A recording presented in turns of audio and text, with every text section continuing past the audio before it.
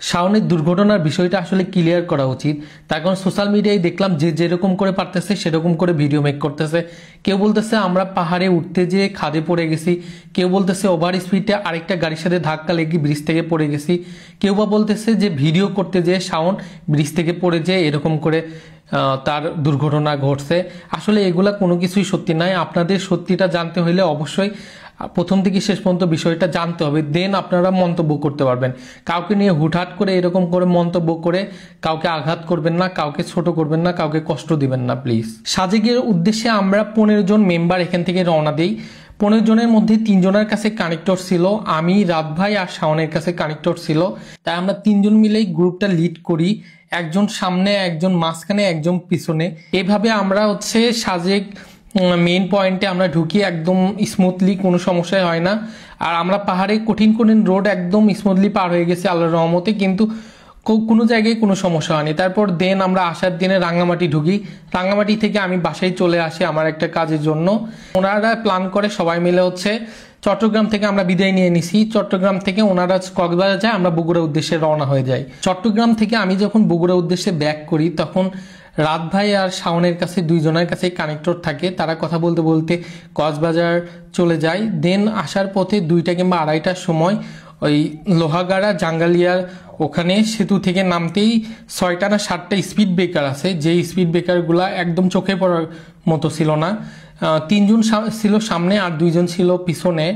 তো 3 জন কিন্তু স্মুথলি পার হয়ে যায় এই স্পিড ব্রেকারগুলা, 2 জনের চোখেই পড়ে না, তারপরে ওরা পার হয়ে গেছে। তা কিন্তু শাওনের বেলা হয়েছে কি, উনি ওই স্পিড ব্রেকারগুলো খেয়াল করে না, যার কারণে যখনই হঠাৎ করে চোখে পড়ে তখন উনি কিন্তু ইমার্জেন্সি ব্রেক ধরে। আর এবিএস থাকার কারণে কিন্তু মেবি চাকাটা লক হয়ে গেছিল, দেন চাকা স্লিপ করছে, স্লিপ করে সাইডে যে আমি একটা জিনিস দেখাই, ব্রিজের সাইডে যে আপনার রেলিং থাকে, এই রেলিংয়ে কিন্তু প্রথমে আগে হালকা করে ধাক্কা খায়, দেন ওরা বাম পাশে একদম রেলিংয়ের ভিতরের দিকে ঢুকে যায়, ভিতর থেকে নেমে যায়। একদম নেমে যেয়ে ওই যে গাছটা দেখতে পারতেছেন, ওই গাছে কিন্তু ধাক্কা লাগছে, কিন্তু গাছটাতে মাথাটা আঘাত পড়ছে। পরে সেটা প্রথমে হেলমেটটা খুলে গেছিল শাওনের, হেলমেটটা মাথায় থেকে খুলে যায়, সেফটি বেল্টটা না লাগানোর ফলে হেলমেটটা খুলে যায়, দেন ওর মাথাটা একদম এই গাছের সাথে লাগে, যার কারণে এই বড় দুর্ঘটনাটা আসলে ঘটছে।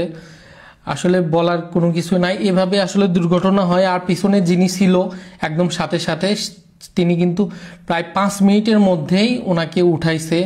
উঠানোর সাথে সাথে আসলে ওখানে ওনার মৃত্যু লেখা ছিল, হায়াত ছিল না, সেই জন্য ওখানেই উনি জীবন চলে যায় ওনার। একটা জিনিস চিন্তা করেন, আল্লাহ যদি শাওনের ভাগ্যে বা কপালে এরকম করে মৃত্যু না লিখে রাখতো তাহলে কিন্তু ওখানে কোনোভাবেই যাইতো না।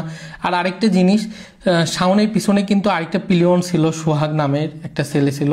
সেই সোহাগের গায়ে কিন্তু একটা সামান্য আঁচড়ও লাগেনি, কিন্তু হয়তোবা ব্যথা পাইছে পড়ে, যে একইভাবে একই জায়গায় পড়ছে, কিন্তু সোহাগের কোনো কিছু হয়নি। ওরও মাথায় হেলমেট ছিল, সেফটি বেল্ট লাগানো ছিল, সব কিছু ছিল, কিন্তু ওর কোনো কিছু হয়নি। শাওনটা আমাদেরকে ছেড়ে চলে গেল। আসলেই এটা পুরোটাই আল্লাহর লেখা ছিল, যে কিভাবে কি ঘটবে, কোথায় যে কার মৃত্যু হবে, কি হবে না হবে, সবকিছুই উপর আল্লাহ আগে থেকেই ঠিক করে রাখছে। এটা জাস্ট একটা উসিলা, যেভাবে মানুষটা আমাদেরকে ছেড়ে চলে গেল, তাছাড়া আর কোনো কিছুই না। আপনারা যে বারবার দোষারোপ করতেছেন মানুষের উপর, এটা আসলে কারোই কোনো দোষ নাই, এইটা পুরোটাই আল্লাহর লেখা ছিল। 5 মিনিটও টাইম দেয়নি, ওনারা পড়ে যাওয়ার সাথে সাথে উঠাইছে, তারপরে অ্যাম্বুলেন্সেও সাথে সাথে উঠাইছে, তারপরেও কিন্তু কোনো লাভ হয়নি, কারণ এটা যার জিনিস সে নিয়ে গেছে। এখন বলার এখানে কোনো কিছুই নাই।